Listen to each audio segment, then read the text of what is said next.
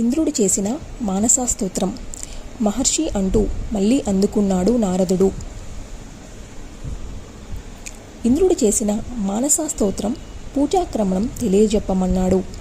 నారాయణ మహర్షి అలాగే అని చెప్పనారంభించాడు.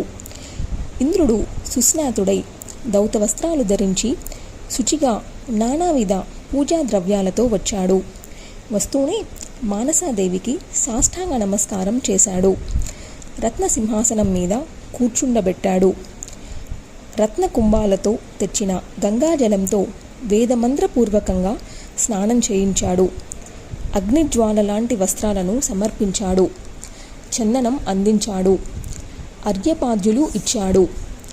గణేశ, దినేశ, వహిని, విష్ణు, పార్వతీ పరమేశ్వరులను ముందుగా అర్చించాడు.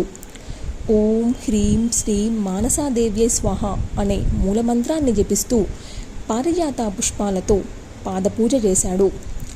ఇతరులకు ఎవ్వరికీ అందనంతటి విలువైన వస్తువులతో శ్రద్ధగా షోడశోపచారాలు జరిపాడు. నృత్య వాద్య సంగీతాలతో ఆనందపరిచాడు. ఈ పూజను చూడటానికి త్రిమూర్తులు సతీ సమేతులై వచ్చారు. పులకాంకిత గాత్రుడై శాస్త్రునేత్రుడై మానసాదేవిని స్తుతించాడు. దేవి, పతివ్రత శిరోమణి, నిన్ను స్తుతించాలని అనుకుంటున్నాను గాని నాకు ఆ శక్తి సరిపోవడం లేదు. స్వభావాన్ని వర్ణించడమే స్తోత్ర లక్షణమని వేదం చెబుతోంది. నువ్వు పరాత్పరవు, ప్రకృతి స్వరూపినివి. నీ గుణగణాలను వర్ణించడం నా తరమా. శుద్ధ సత్వస్వరూపవు, కోపక్రోధ వివర్జితవు, శంకర ప్రియశిష్యవు, నాకు సోదరివి. నిన్ను విడిచిపెట్టి వెళ్ళడానికి అసక్తుడై మా బావగారు జరత్కారుడంతటివాడు నీ అనుమతినే యాచించాడు. అదితిలాగా నువ్వు నా తల్లివి, సోదరివిగా దయారూపవు, కన్న తల్లిలాగా క్షమారూపవు. నా ప్రాణాలను కాపాడావు, కుటుంబాన్ని రక్షించావు, బంధుమిత్ర పరివారాన్ని ఆపదలో ఆదుకున్నావు.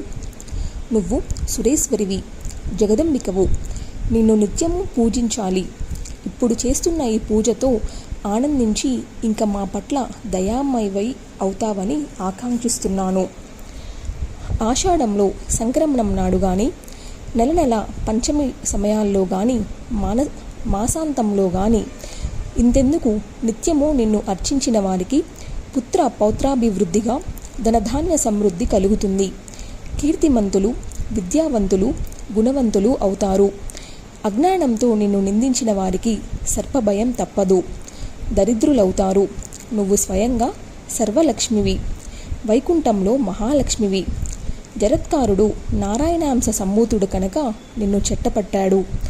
బ్రహ్మదేవుడు నిన్ను తన తేజస్సునంతా ఉపయోగించి మనసుతో సృష్టించాడు కనుకనే మానసాదేవివయ్యావు. పరమపావనమూర్తివి, మమ్మల్ని రక్షించడానికే నువ్వు అవతరించావు. నీ అంతట నువ్వు సిద్ధయోగినివి, సత్యస్వరూపవు. సత్యాన్ని ఉపాసిస్తే నిన్ను ఉపాసించినట్టే.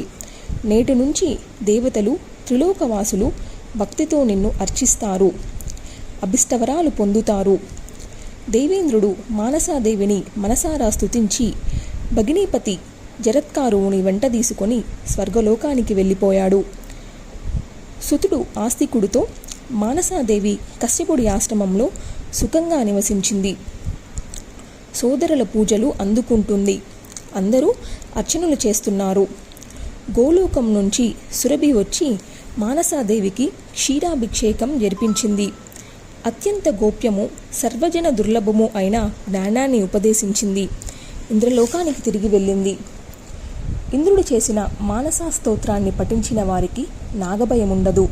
విషం కూడా అమృతోపయం అవుతుంది. వంశవృద్ధి జరుగుతుంది. 5 లక్షల సార్లు పఠిస్తే స్తోత్రసిద్ధి కలుగుతుంది. అతడు సర్పాలపై సవారీ చేయగలడు, సర్పాలపై విశ్రమించగలడు.